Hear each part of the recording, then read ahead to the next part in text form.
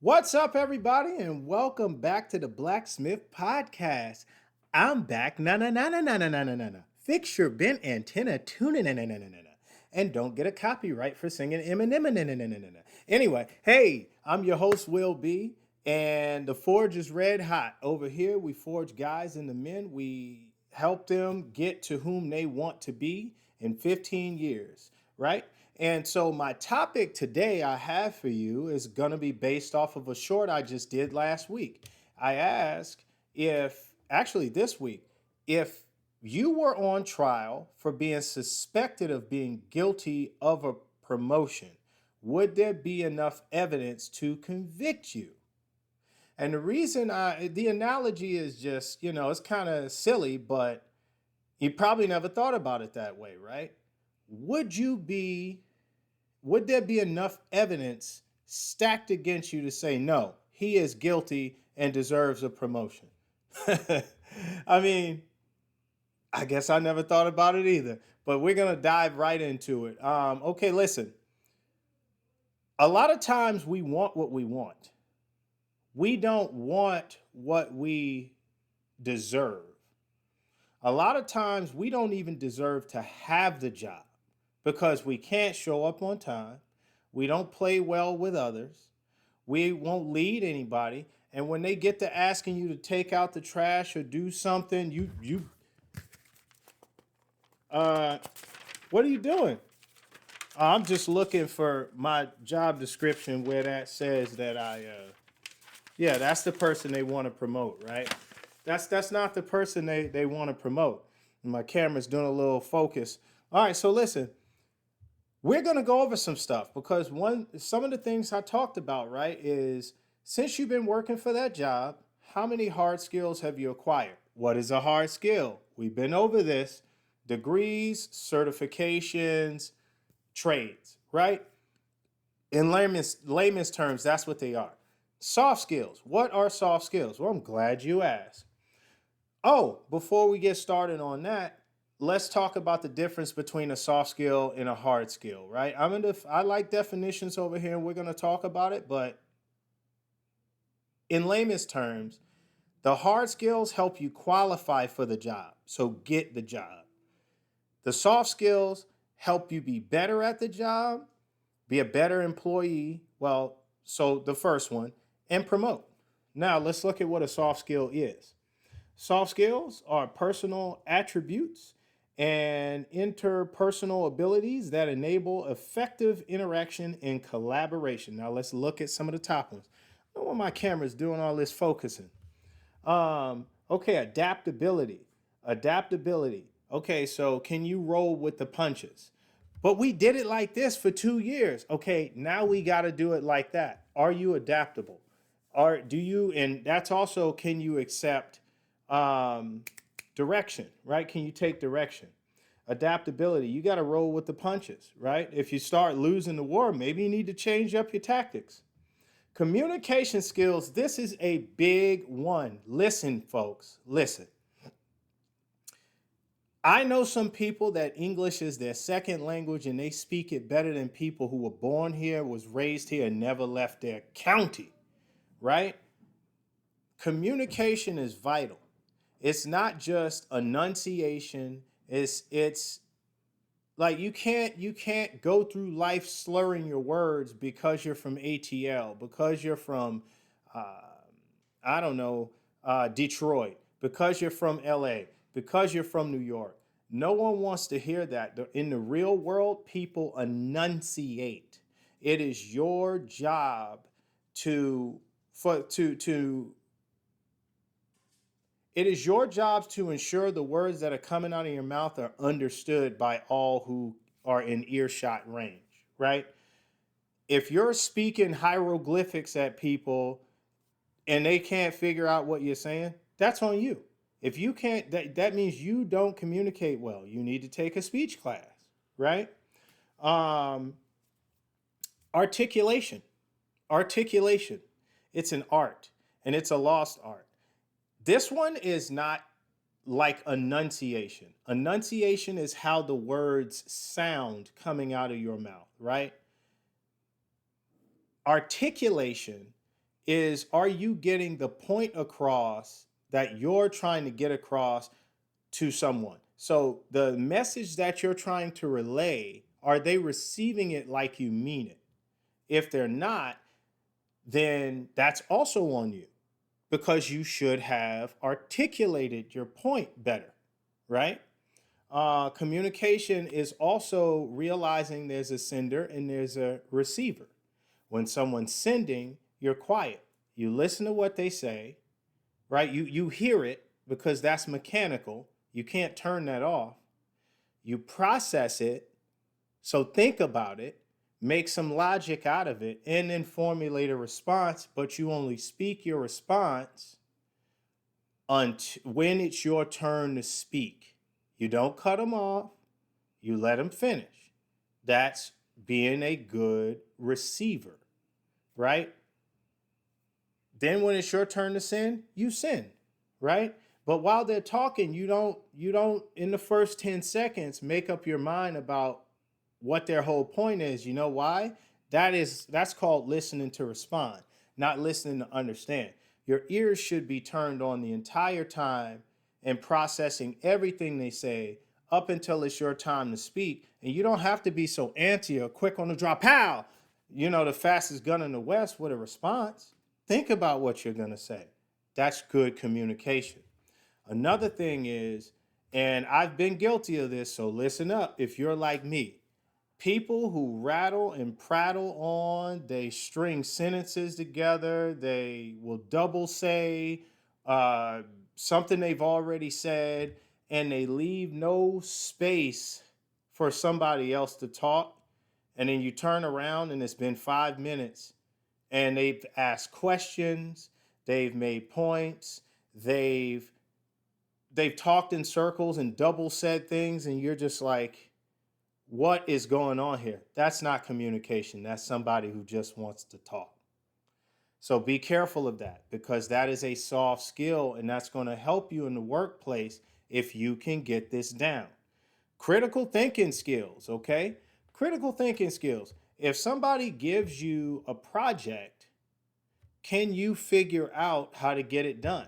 Can you figure out how to get it done on time? Can you figure out the supplies you'll need, the budget that you'll need, things of that nature? Problem solving. Interpersonal skills. How do you get along with other? Teamwork skills is on here too at the bottom. We're just going to hit on a few of these, right? Teamwork skills. I know a lot of people who don't play well with others. And the problem with that is that you're one of many employees. If you're in a one of one job, you're a solopreneur, right? Some people probably never even heard that term. But if you've got co-workers like most of us do, then you need teamwork skills. You need interpersonal skills. Because if you don't get along with others, to me, you're not a good employee. Why should I promote you?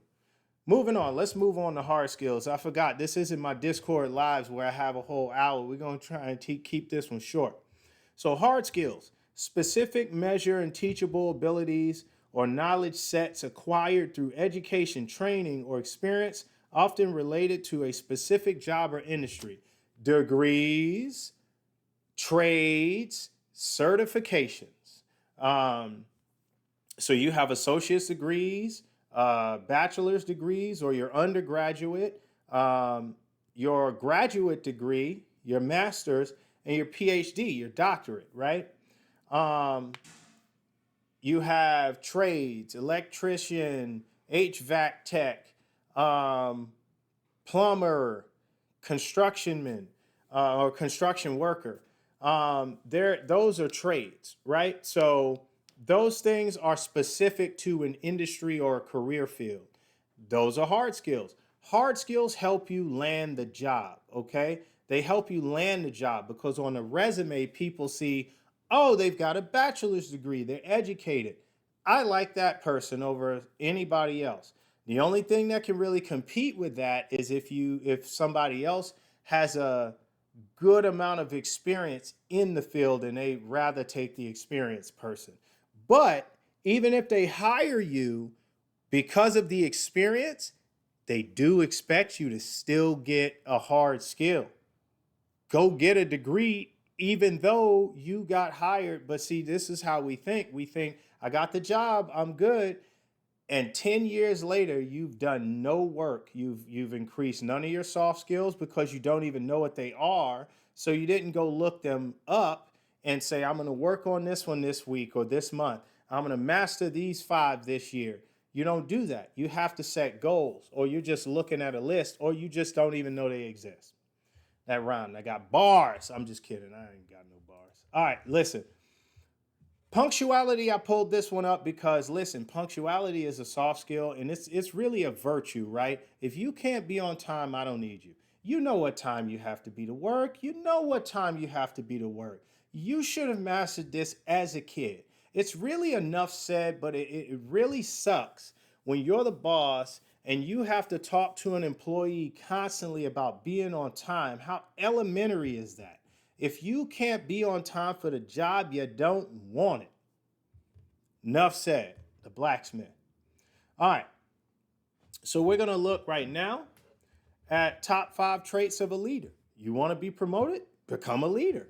You don't need a title to be a leader. Lead. Leaders lead without titles. They already know they're leaders. They don't even think about it like that. They just get in where they fit in and they start helping out. Hey, you're strong at administration. If you can do these letters and get these done, we'll focus on the brainstorming over here. You could do this, and that's a leader, right?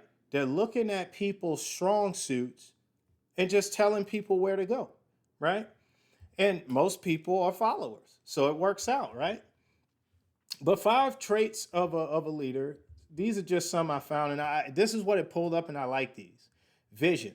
So it's not talking about being correctable to 2020, so wearing glasses, or being able to see 2010 and atoms and molecules floating in the air. No, it's saying see the unseen. See what is not seen. It's saying have faith. Look into the future and say, I see this project already completed in 2 weeks, and this is how we're going to get there. Vision.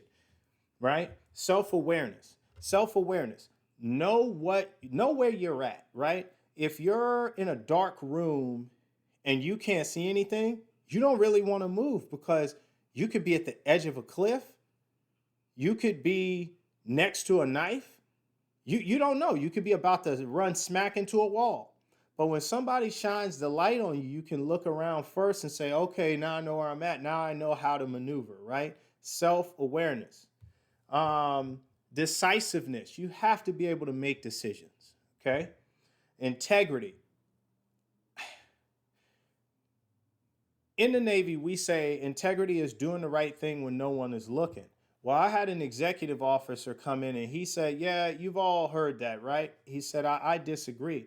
I think integrity is doing the right thing no matter what the consequences may be. And I said, wow, I never heard that before. And I like that one better because he's right. People will say they have integrity until there's consequences they don't like, and then maybe they might twist the story a little bit, tweak it, embellish. They might tell a little white lie. That's not integrity. We already went over communication. A leader, if you can't communicate right, people won't understand you and they won't get you. All right. Top 5 traits of a great employee. You want to be promoted? Listen up. Reliability. Well, that starts with punctuality. I should be able to know you're going to show up on time and show out. If you can get the job done, you can get a job done on time or get it done early, thus saving the business money. Oh, you're reliable. There it is again. Strong communication, proactive and positive attitude. Okay. Proactive. Let's deal with that. Don't have to be told everything that needs to be done. Go figure it out, right? And start working on it. You'll really impress your boss. My speaker just turned off. I don't even know why I was on. You'll really impress your boss if when your boss comes to you, you're already working on the thing that he's going to ask you to start working on, and you're halfway done. Or you hand it to him done, when he comes to your office to knock. Or he's working, you tap on his door, hand it to him complete. He'll be like, I didn't even I'm telling you, at work, that impresses my socks off. That's the kind of employees you need, right? Positive attitude. Listen, no one likes a grouch. Oscar the Grouch on Sesame Street was not liked. Let's move on. We talked about adaptability, dedication to teamwork, problem solving. We already talked about these. Listen, folks, if you want there to be enough evidence when you're on trial being suspected of first degree promotion, stupid, but you get it, right? Then you need to bring all this stuff to the table. If you're not bringing your boss enough evidence to convict you of a promotion, then don't expect one. When somebody says, what do you bring to the table, talking about work, and you're like, me? Well, that's ambiguous, sir. Let's break that down, right? If that's all you have to say, then you don't bring anything.